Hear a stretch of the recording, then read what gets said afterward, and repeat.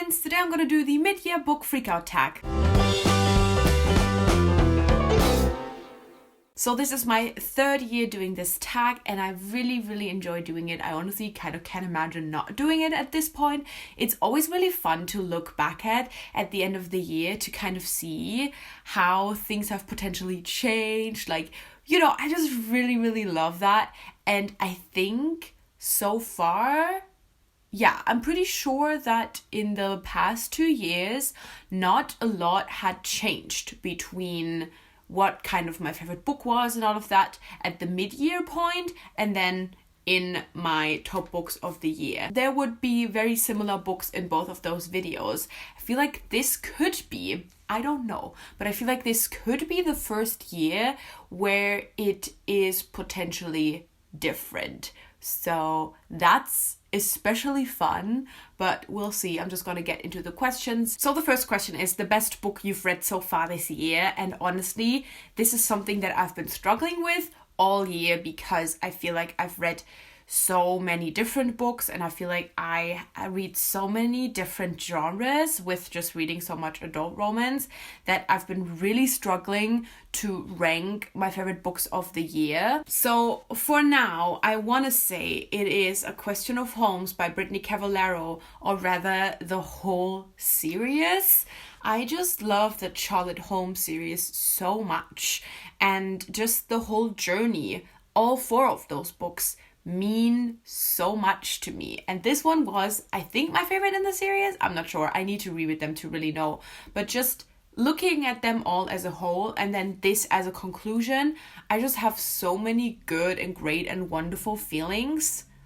So currently I think this is my favorite read of the year, but just the fact that I'm feeling so confused about it should already tell you that this is just kind of a strange year. Like the last 2 years, I knew exactly what my favorite book of the year was, and I also knew that it would be my number 1 at the end of the year. 2 years ago, it was A Conjuring of Light. Last year, it was Ink Mistress, and nothing about that changed. I think this year, I hope this year something else comes along, not because I didn't love this, but because so far I haven't had a single book this year that is a new favorite of all time. And usually at least my number 1, but hopefully my top 3 of the year are favorite books of all time. So if nothing comes along that I love more than this, that would not be great. We'll see. The second question is best sequel you read so far this year. I have not read that many sequels that are not companion sequels in a adult romance series. So this was kind of hard because I didn't really want to choose one of the companion sequels because that just feels different. So technically this is my favorite sequel, but if we are going for adult romance sequels, it would have to be A Duke by Default by Alyssa Cole or The Governor's Game by Tessa Dare. I think The Governor's Game is like the most valid answer because I really enjoyed that sequel and I think I just wasn't expecting to love this sequel so much more than I loved the first book, because I really enjoyed the first book and then the sequel just really blew me away and I was really not expecting that. But then again, that was the same with A Duke by Default as well. And then also technically, if we're talking about sequels, The Princess and the Fangirl is also a sequel, but it's also a companion sequel. So really, mostly this question tells me I just need to read more like proper series. The third question is new release you want to read but haven't yet. For this one, I'm going to go with one that is already on my TBR and that I want to read the soonest, and that is Red Skulls of Magic by Cassandra Clare and Wesley Chu.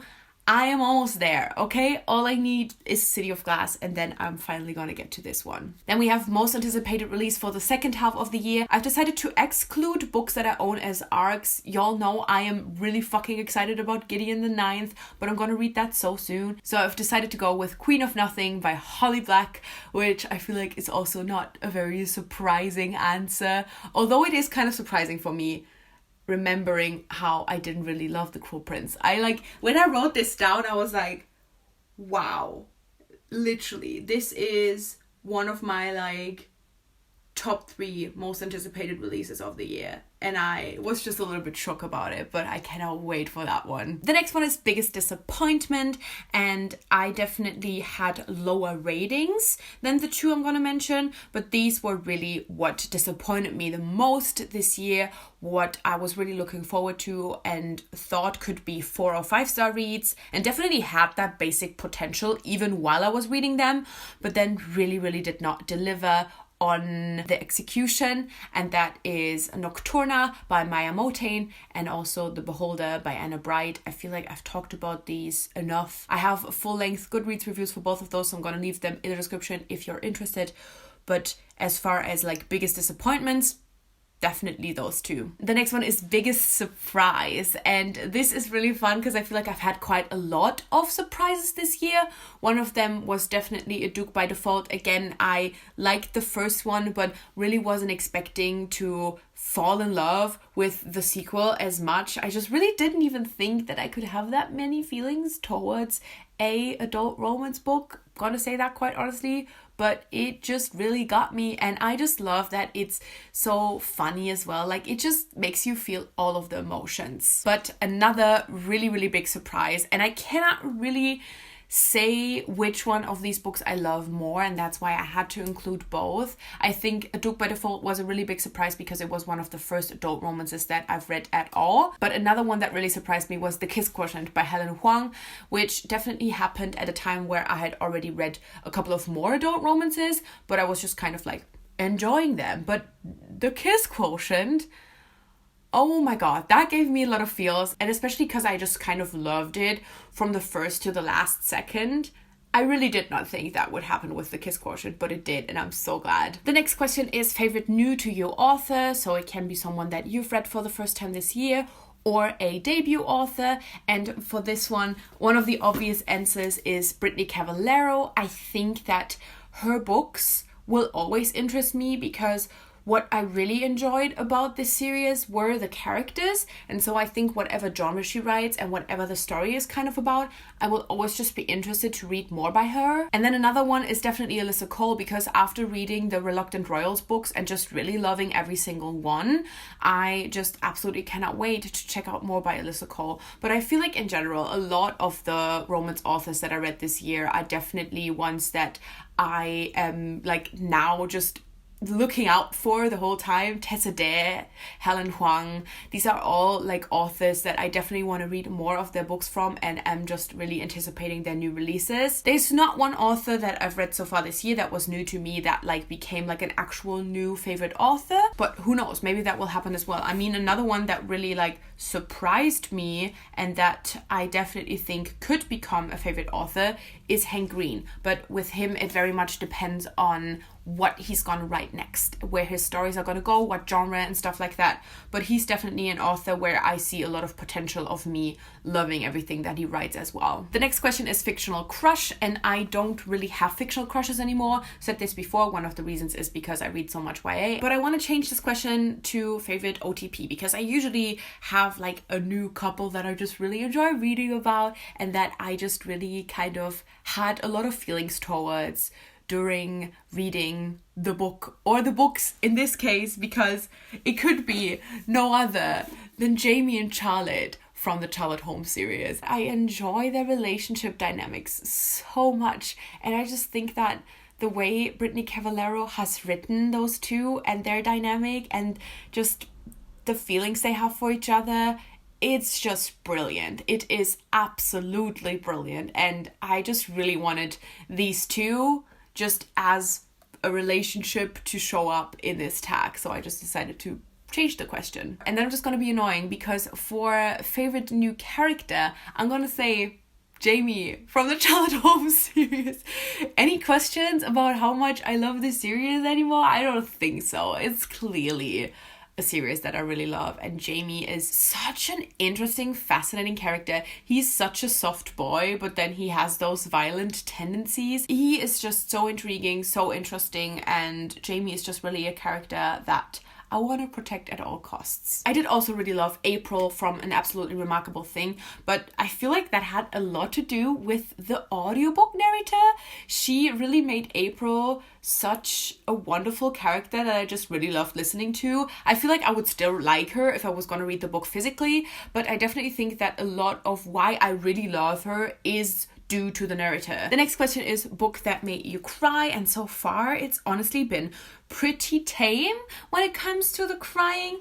One of the biggest ones that I could think about was The Nowhere Girls by Amy Reed, because this is definitely a book that made me ugly sob, and it made me ugly sob several times throughout it. I definitely think this is the one that made me cry the worst so far this year, and for many different reasons. Definitely because it was like sad and upsetting and shocking, but then also because it just really reminds you of like real life stuff and how many girls are actually going through the things that are in here. It makes you feel hopeful, but it also makes you feel devastated. Just so many emotions in this book. Another one that definitely made me cry is How It Feels to Fly by Catherine Holmes. This was just a book that I really related to. The main character is a dancer who struggles a lot with body image, and like this is literally all the orange tabs are all things that I found relatable, and it just was a very intense experience. And I remember that even after I finished it, I just kind of bawled for a little bit because I had just never related to anyone like that when it comes to like dance and body image and stuff like that. That was just really like one of those experiences where you cry but it feels just very good and like cleansing in a way almost. And another one that just really made me happy cry in a lot of ways is The Princess and the Fangirl by Ashley Poston. There were just a lot of like really beautiful scenes in there, scenes that made me feel weirdly nostalgic, even though it's not like Geekorella was like 10 years ago or have any attachment to the sci-fi show in this book because it is a fictional show. But for some reason, just like being back at this con, it just gave me a lot of feels. And again, just so many like happy moments and like these big cheesy moments. They just bring tears to my eyes, okay? The next question is book that made you happy. Obviously, Princess and the Fangirl could go for this one as well. There is honestly so many books that made me really happy this year. So many of the romance books that I've read, The Kiss Quotient, The Hating Game, A Duke by Default, all of these books gave me so many happy feelings. I also had a lot of happy feelings reading Words in Deep Blue by Cath Crowley because I really wasn't expecting, this is another big surprise actually, I really wasn't expecting to love this as much, but the characters and the setting and just everything about this just made me really happy. But then if I'm really honest, the number one book that made me the happiest this year is actually a reread, and that was City of Bones. I just need to put it in here. I just need to say it.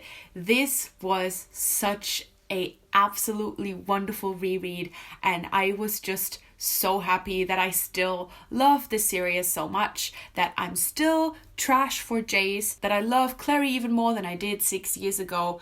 This was just such a happy experience. The sequel as well, so I could not uninclude it, even though I usually don't include rereads in here, but this was just too much happiness. The next question is favorite book to movie adaptation that you saw this year, and honestly I don't think I've seen any movie so far this year, at least I don't remember. I know that Dumplin' is now available at Netflix Germany, but I don't currently have a Netflix membership, so I haven't seen it yet, but as soon as I have, I definitely will. I don't really think I've seen any movies at all this year, because usually I write a list and I don't have a list, so probably I didn't watch any movie at all. Movies are no longer really a thing that I am really into, because there's just too many things that I'm into. The next question is favorite video you've done so far this year, and the first thing that comes to mind for me is the one that I did recently, and that is my FF master list.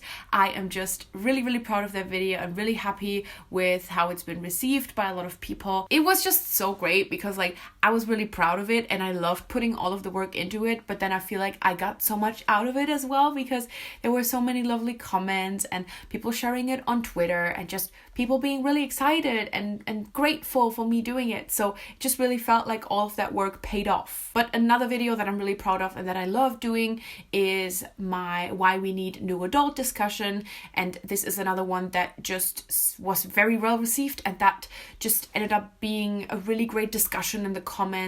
So these are really two videos that I'm really proud of, but I'm also just happy with how they've been received and how well they did. The next question is most beautiful book you've bought so far this year.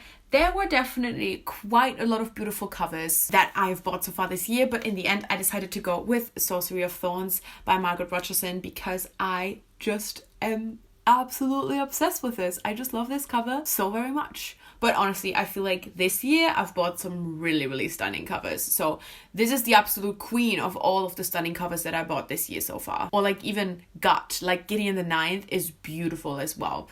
Just too many. And the final question is books you need to read by the end of the year. If I exclude ARCs or any of the new releases like Sorcery of Thorns, for me I think the biggest one would be the Rune trilogy. I want to reread the first and second book and then read this third one finally. I think that is like currently the biggest kind of series or book that I just need to read that are not in any way like ARCs or readathons, read-alongs, anything like that. This is just really something that I need to read so bad because I really love this trilogy and I want to finish it. And I just really don't know what happened to me just being so good at marathoning series. So yeah, that's my mid-year book freakout tag. Again, I think that this is a really, really interesting one. I think that there's gonna be quite some changes when the year is over. I don't know. It's just always fun to look back and to just kind of think what you felt. I definitely want more books that make me cry. That's one of my biggest goals for the second half of this year. Like if I find one book that's a new favorite of all time this year, then I'm happy, hopefully more. But yeah, and the reading here wasn't bad so far. Not at all. Anyway, I'm running out of battery, so I make new videos every Wednesday and Sunday with occasional reviews on Friday. So click subscribe to never miss anything and hit the little bell so you get notified as well. And thank you so much for watching. I guess I'll see you soon. Bye!